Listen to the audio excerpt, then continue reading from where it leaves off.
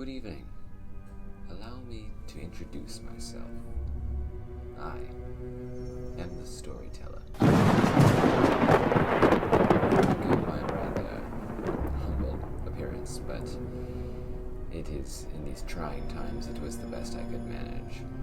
But that's not what you're here for, of course. You're here for me to tell you a tale. This tale is called The Dead Hand.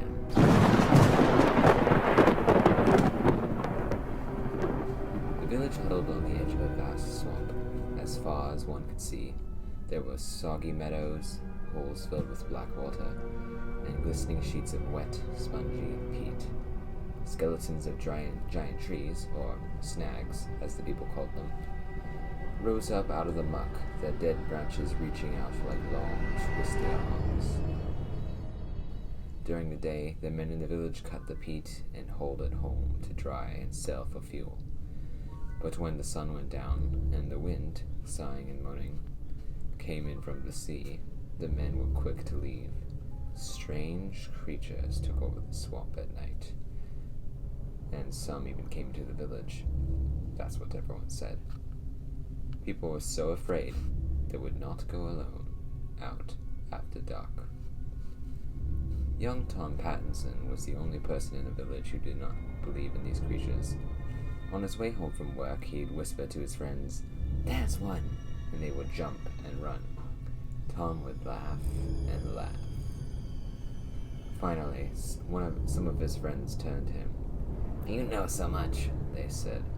"Go back to the swamps some night and see what comes of it." "I'll do it," said Tom.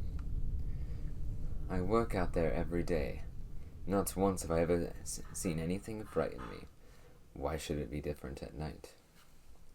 Tomorrow night, I'll take my lantern and walk out to the willow snag.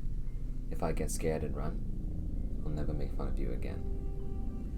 The next night, the men went to Tom Pattinson's house to see him on his way. Thick clouds covered the moon. It was the blackest of nights. When they arrived, Tom's mother was pleading with him not to go. "I'll be all right," he said. There's nothing to be afraid of.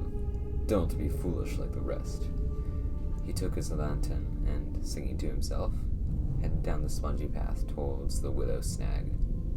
Some of the young men wondered if Tom wasn't right. Perhaps they were afraid of things that didn't exist. A few decided to follow him and see for themselves, but they stayed far behind in case he ran into trouble. They were sure they saw dark shapes moving about, but Tom's lantern kept bobbing up and down. Tom's songs kept floating back to them, and nothing happened. Finally, they caught sight of the willow snag. There was Tom standing in the circle of light, looking this way and that.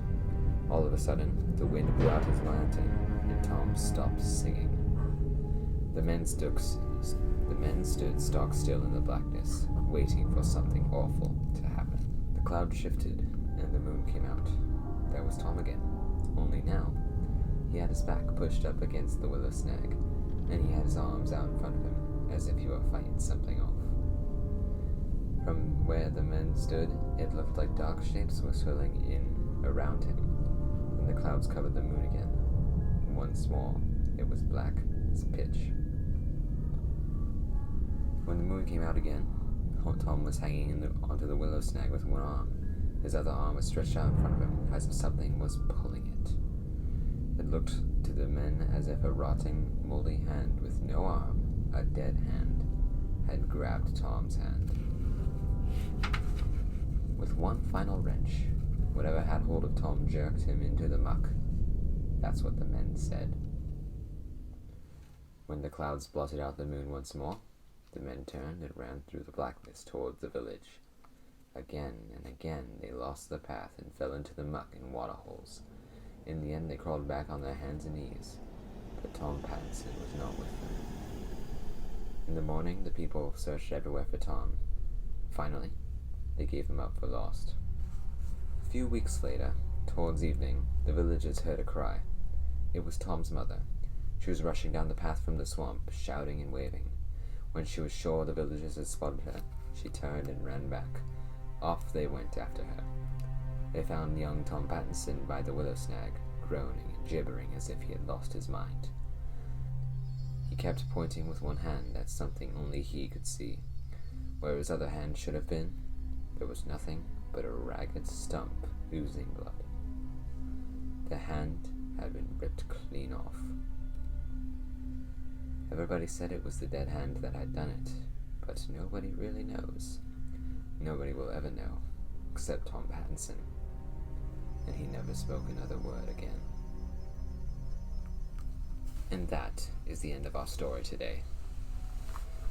I do indeed hope that you enjoyed yourself, and if not, well, there are always more stories to tell.